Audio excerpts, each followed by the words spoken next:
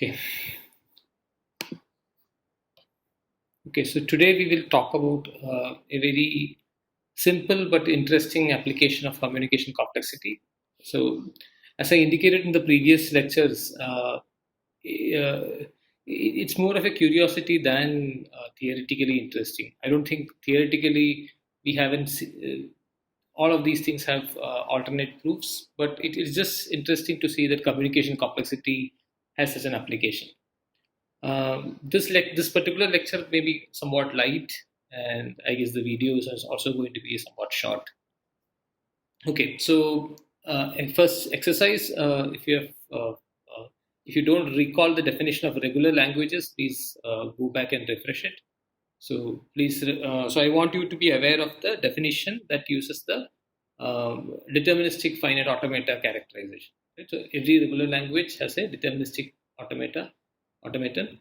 So which means there is a fixed number of states, which is a constant, regardless of how big or small the input is going to be.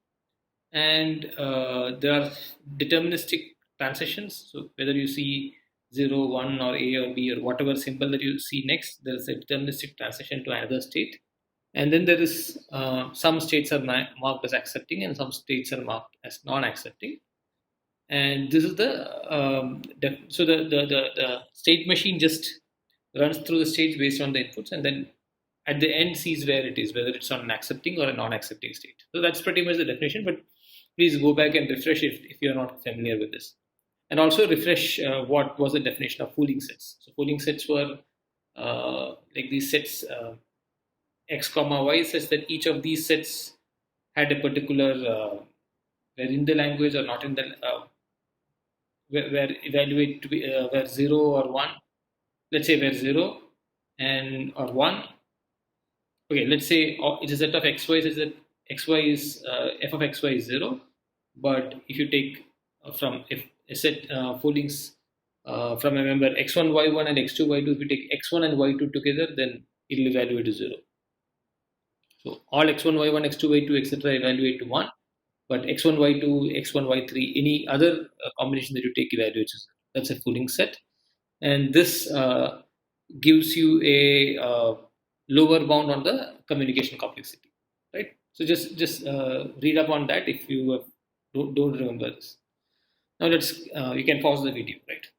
So now let's get on with the lecture.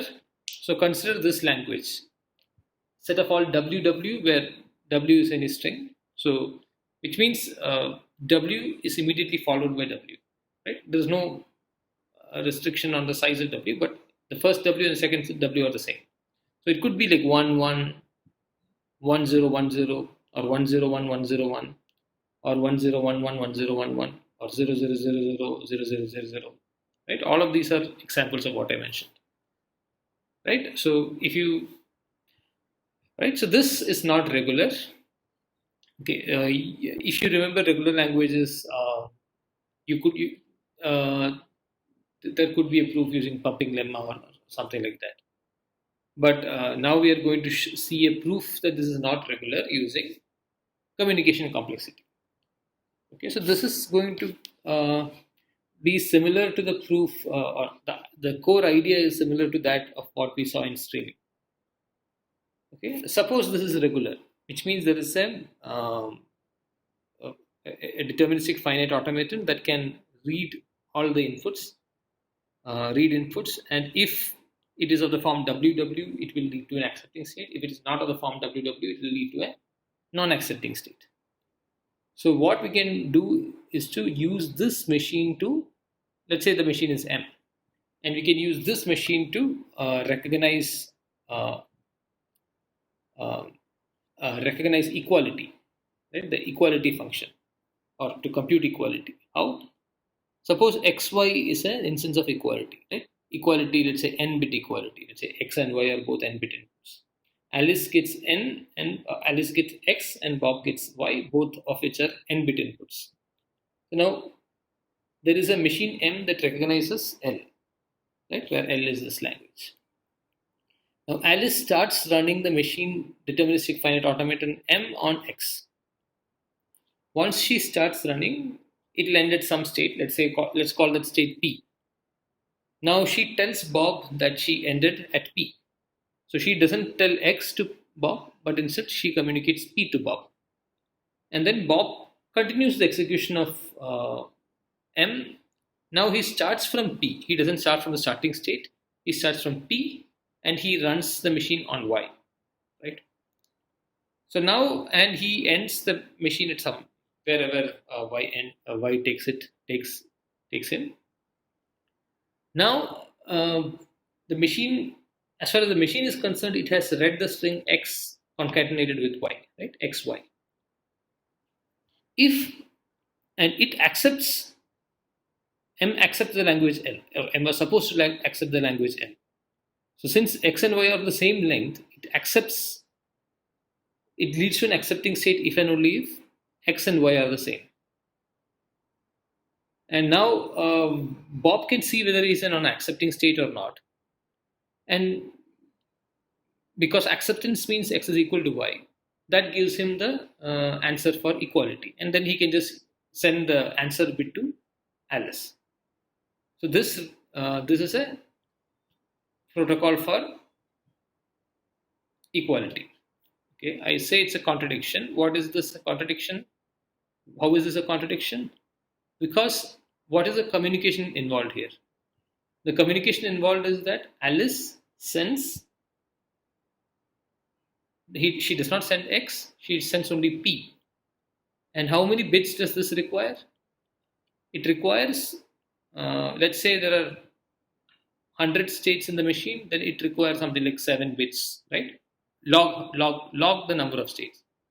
And the DFA has a finite fixed number of states. It's a constant number of states. It doesn't depend on the input length. Hence, the number of bits communicated is also log a constant, which is also a constant. And then Bob sends 1 bit back. So it's still a constant. So equality is being evaluated with a constant bit protocol, and that's the contradiction, right? So again, Alice and Bob want to compute equality. If L was regular, okay, this being L, then there is a DFA that recognizes L, and we will use this DFA M to recognize or to compute equality function. So X and Y are the inputs for equality. Alice gets X. Alice starts running X on M, then sends the state that she stops in to Bob, and the communication of the state only requires constant bits. Bob completes the execution on Y, and now he reaches an accepting state if and only if X is equal to Y. And hence, they have managed to compute whether X is equal to Y using only constant many bits communication. But we know that equality cannot be computed within constant bits, and hence this is a contradiction. So what was wrong? The assumption that L was regular was wrong. Hence L is not regular. Fine. So now let us move to a lower bound on the number of states needed to recognize. Let's say we consider ln, which is the same language, but where the input size is restricted to each W is restricted to n, so the input size is restricted to n. For this language, which is actually a subset of L, what can we say?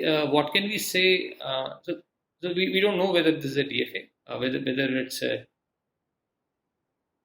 okay. This is regular because there are. Why is this regular? This is regular because this is a finite language. Because there are only finitely many strings of length 2n.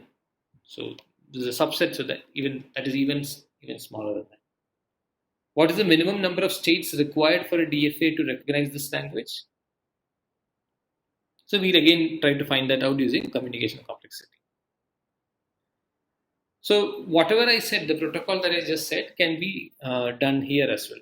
So suppose we have a DFA for this. Now we could compute equality using this. So suppose the DFA had S states. Again, the communication that is required is Alice sending Bob the state that she stops at, and that requires her to send log S bits, and then Bob sends the answer back. So the equality protocol requires log s plus 1 bits. However, equality when restricted to n length inputs requires n plus 1 bits. This is something that we already know. Hence, log s plus 1 must be at least n plus 1, and hence s must be at least 2 power n. Right? So again, the concept is the same. When restricted to n, when w is restricted to length n, the protocol that we described here requires Alice to send log s bits, and we know that log s must be at least n, and hence s must be at least 2 power n. Hence, the number of stages required for a DFA that recognizes ln is at least 2 power n. And you can try to construct it's not so difficult to construct a constant times 2 power n state DFA for ln.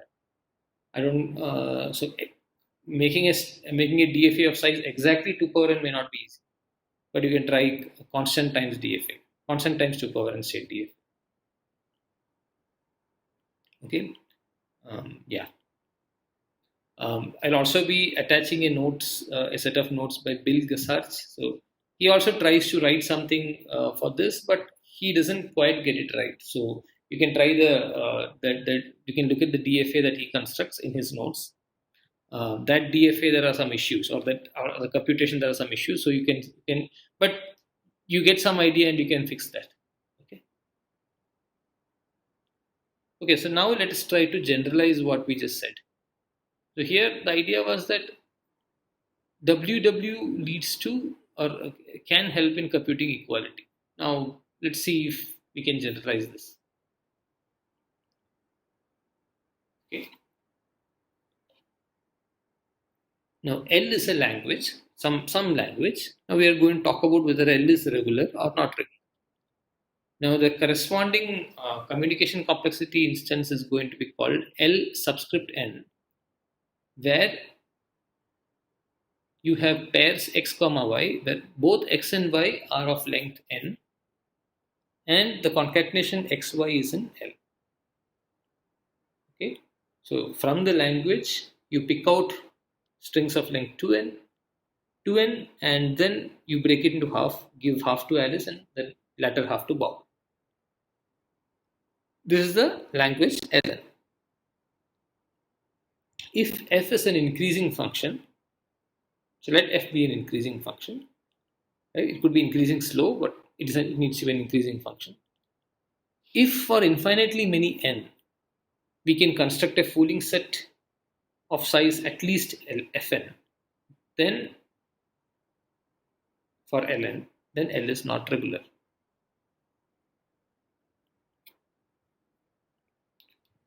So what we want is, so basically what we really want here is for any size k, there has to be some n such that the Fooling set of ln must be at least k. So for k is equal to 100, there should be some n. For k is equal to 1000, there should be some n. So that's what we want. So when f is an increasing function, then for any f there is some for infinitely many n, there should exist a Fooling set for ln of size fn. So when we want fn to be 100, there is some n for which fn is at there exists a Fooling set of size at least 100. Okay. Basically, there are n for which you have Fooling set of size at least 100. There is n for which there is Fooling set of at least 200, at least 300, at least 1000, at least 10,000, and so on. So this is a generalization of the equality result. Why? If for infinitely many n, we have a Fooling set of size at least fn, for those n, the complexity is at least log of fn, right? Because we know that there are at least, if there is a Fooling set of size s, then the complexity is at least log s, right? So the deterministic communication complexity of the language ln, that means the deterministic communication complexity of the language ln is at least log fn. And this means when the function fn is a growing function, if fn is continuous, if fn is growing function, it's an increasing function, then this is not a constant. It cannot be like the deterministic communication complexity cannot be, let's say, 100 or 200 or something, because for some n it will cross, log n will cross 100, right? So this is the first part. Now this says it's not a constant. The complexity is not a constant. So this condition is ensuring that the deterministic communication complexity is not a constant. However, if L is regular, now we will contradict this. If L is regular, then it has a DFA with S states, where S is a constant. Now we can get a constant bits protocol for Ln. How? You can give Alice X, Bob Y. Again, like we said, for equality, Alice can start running the machine on X, transfer the state to Bob, and this requires log S bits, and Bob completes the execution and then sends the result back. So Bob, if he ended in an accepting state, he will send 1.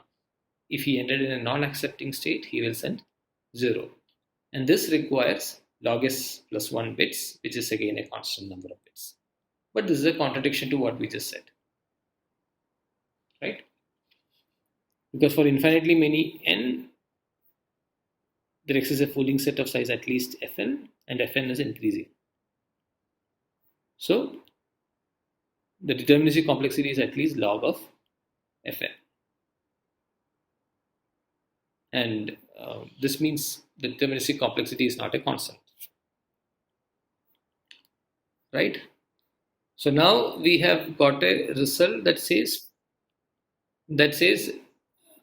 if there is a Fooling set of increasingly, like for any large number, you can find a Fooling set of that number or that size, then it is not regular. That's what we are doing here.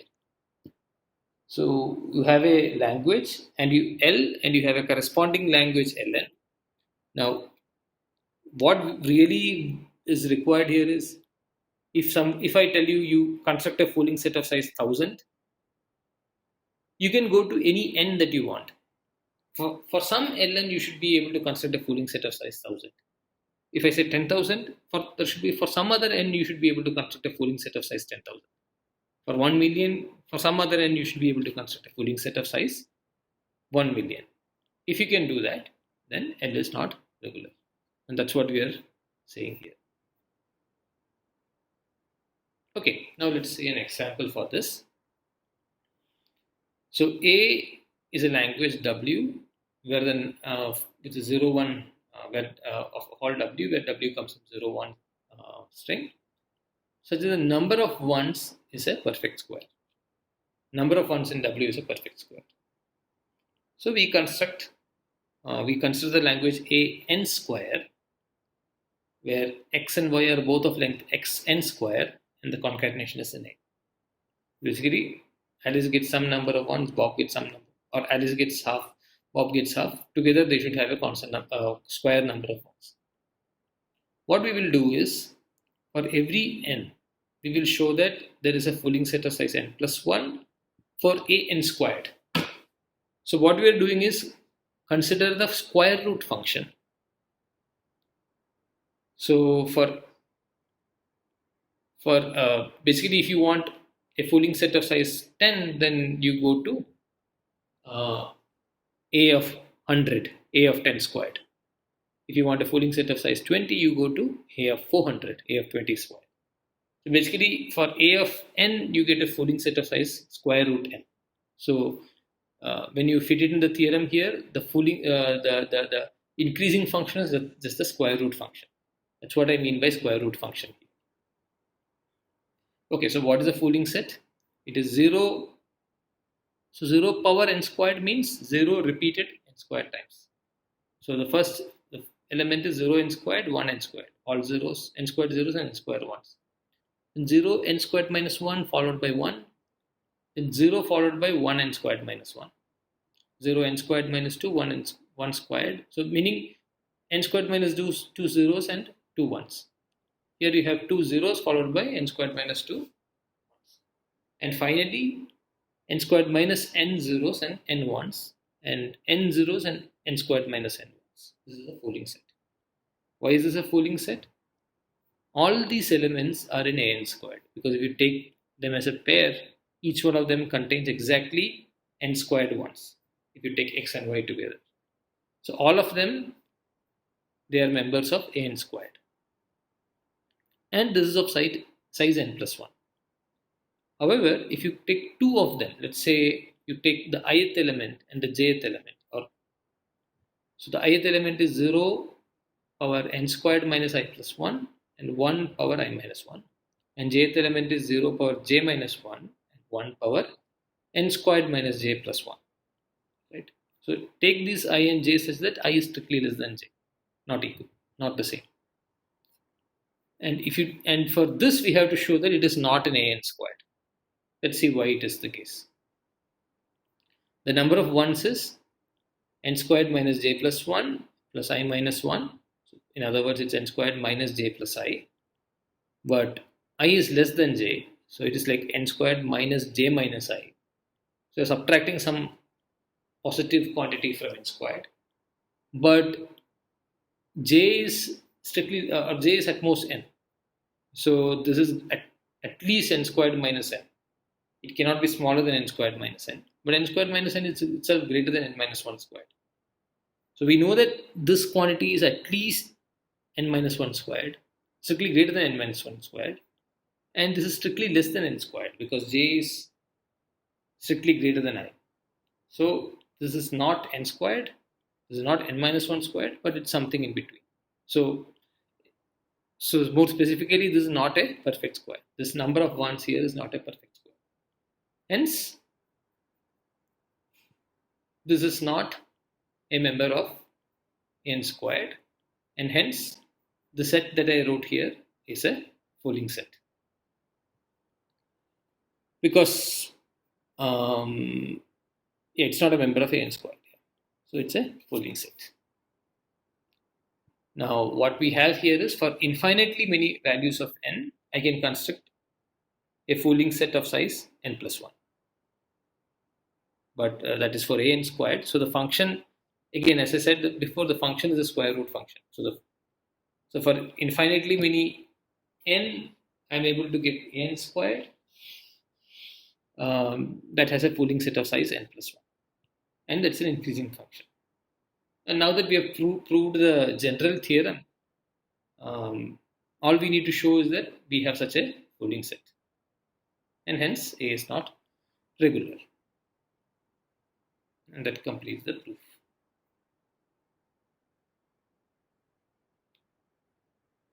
Okay, so now another easy application is just consider the set of all strings with only one symbol, one unary strings, such that the number of ones is a perfect square, and this is also not regular. Why is this not regular? Again, we don't need to go to communication complexity, but we've just shown that this language A, which is set of all 0-1 strings, where the number of ones is a perfect square, is not regular. However, if this B was regular,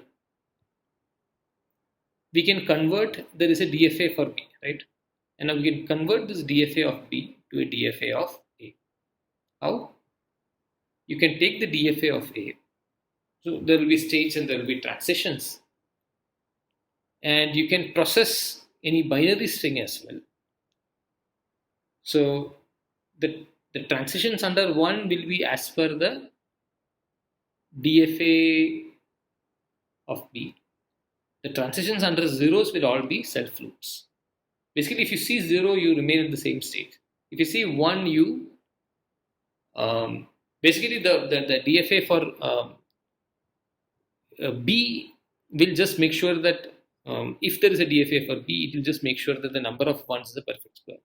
So when you see a 0, you just don't bother to do anything, because you only need to check, even in A, you only need to check whether the number of ones is a perfect square. So if you see a 1, you remain in the same, a 0, you remain in the same state. If you see a 1, you follow the DFA of B. Hence you get a DFA of A with the same number of states. So if B is regular, then you can get a DFA of A with the same number of states, which means A is also regular. But we have just showed that A is not regular. Hence, B is also not regular.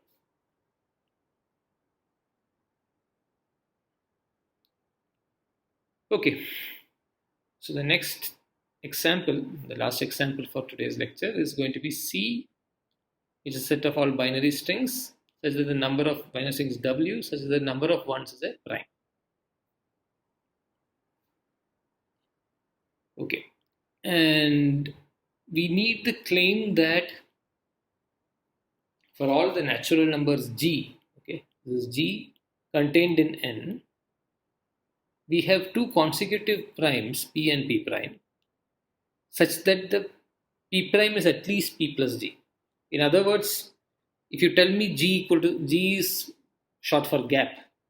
If you ask me to tell me two prime numbers which are at a gap of 100, I should be able to find two prime numbers P and P prime such that the difference between P and P prime is at least 100 and none of the in-between numbers are prime. So that's what I mean by two consecutive primes. Right? So we have 3 and 5 which are consecutive primes, the gap is just 2. It's a 7 and 11 are consecutive primes, but the gap is 4. Now, if you want to see a gap of 10, then you have to probably go, you have to go above 100 for sure, right? Below 100, I don't think. 53, 55, 57. Yeah, below 100, I don't think there is a gap of 10. You'll have to probably go above 100. Anyway, so the point is that whatever gap you provide, there exist primes that are at a distance or consecutive primes that are at this gap or a bigger gap. And this is a claim which does not require any communication complexity or anything. It's just some basic, simple mathematics that, or you can look up the proof for this, or you can ask me if you cannot prove it. But I'm not going to cover it in this lecture. Basically, what we want is for any given gap, there exist consecutive primes that are at a gap of at least this point. That is all that I require. Okay, so C is the language where the 0, 1 strings, where number of ones is a prime. It's just like A here, but in A you want the number of ones to be a perfect square. Here we want the number of ones to be a prime.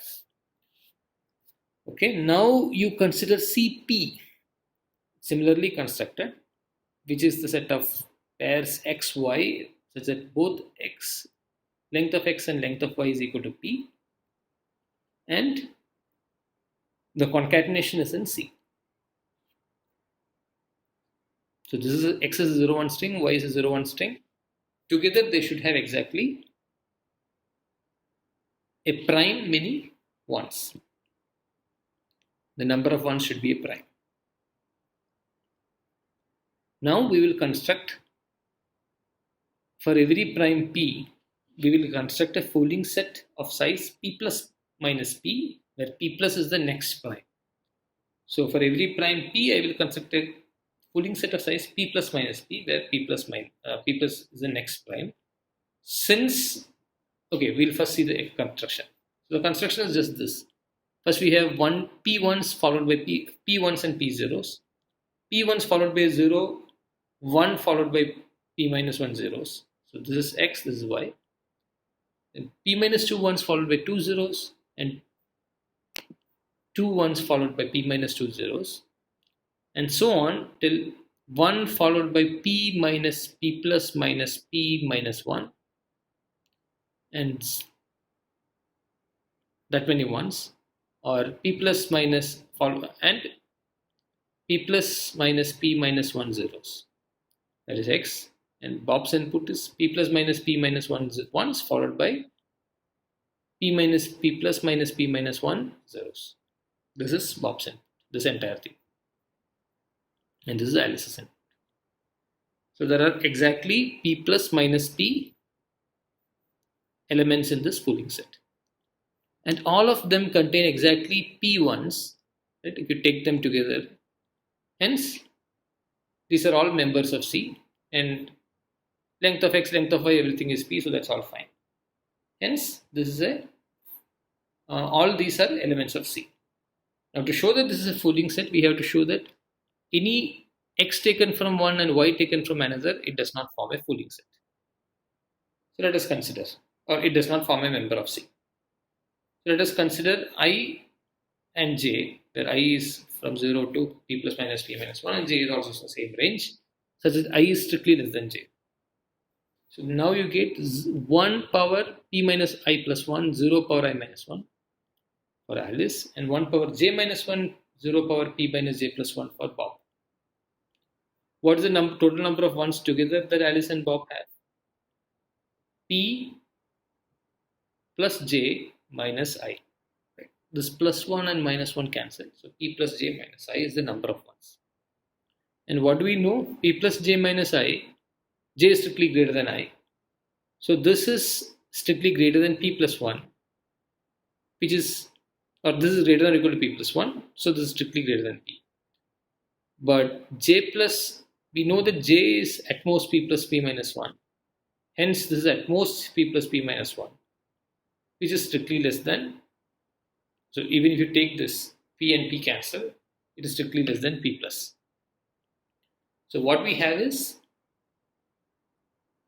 the number of ones in this pair is strictly more than p and strictly less than p plus, which means if p and p plus are consecutive primes, that p plus was chosen to be the next prime, and the number of ones is in this pair is something between p and p plus. So we know, because these are consecutive primes, we know that everything in between is not a prime, and hence we know that this pair is not an element of CP, because the concatenation is not a member of C.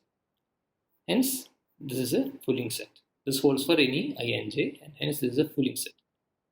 So what we have is, and this is a Fooling set of size p plus minus p. And by the earlier claim, for any natural number g, we can get p plus and p and p plus such that the gap is at least g, right? For any gap g, there exists a pair p and p plus such that p plus minus p is at least g. And this shows that C is not regular. Why? Because we have shown that recognizing CP itself requires an increasingly many number of states. If you say 10 states are enough, I will pick out a G such that log G will be bigger than 10, because log G will be bigger than 10, and hence 10 states won't be enough. If you say 1000 is going to be enough, then again I will pick out G such that log G greater than 1000, and hence 1000 states is also not going to be enough. So C is not regular. So what we are really using is that you tell me any gap, right? A gap of size 1000, 10,000, 1 million. There are infinitely many sets like this, or there are infinitely many sets like this, so that I can construct Fooling sets of any arbitrary size, but just that I will have to go to a bigger and bigger p. So since I can, so because for the Fooling set of size p plus minus p, I had to go till the value p. So if you tell me a gap, I'll have to go to a large enough prime so that I can get a Fooling set of the required gap. So what we are really using here is that in this set of primes, I can find arbitrarily big gaps where there are no primes at all. And it is the same concept that we use in the squares as well, because any consecutive square, in squares it's a bit more regular, because the gap between two squares is the odd number, right? Because gap between 1 and 4 is 3, 4 and 9 is 5, 9 and 16 is 7, and it's increasing in size.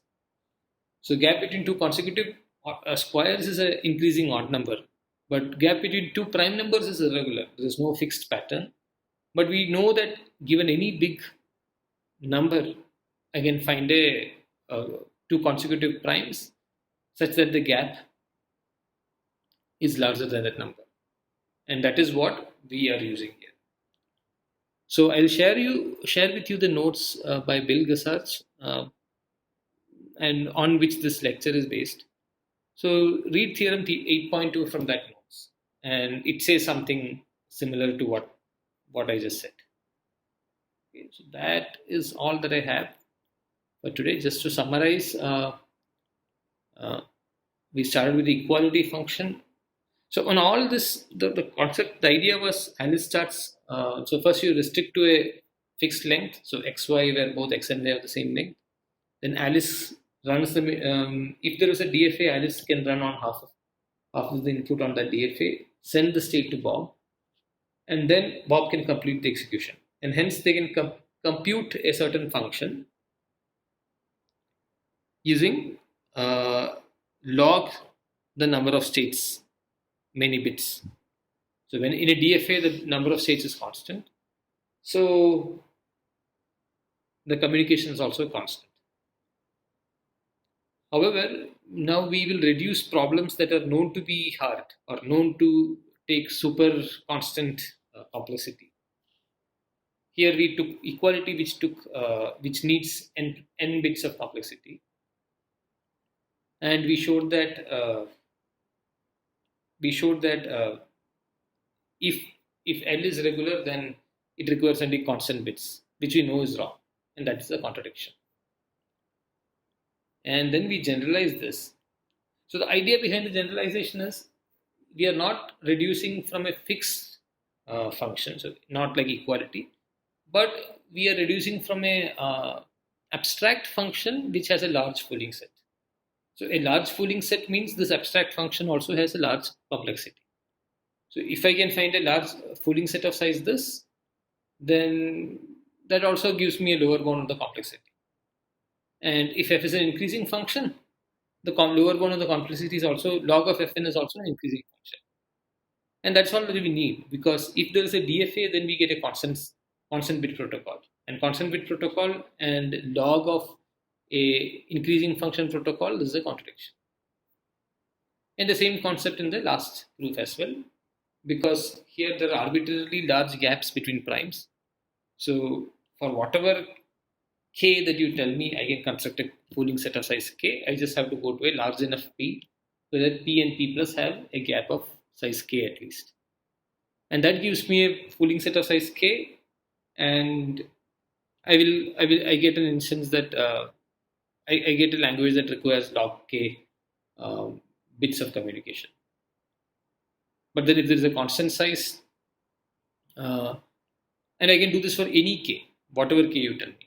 But that contradicts the fact that there is a constant sized DFA to recognize this language. Okay. So yeah, so that's a fun, simple and interesting application of communication complexity. And I wanted to do this lecture because it's a kind of diversion from what we have been doing with all this complex probability calculation and Stirling's approximation. So that way I thought this will be a relief from your usual stuff. Okay, so thank you.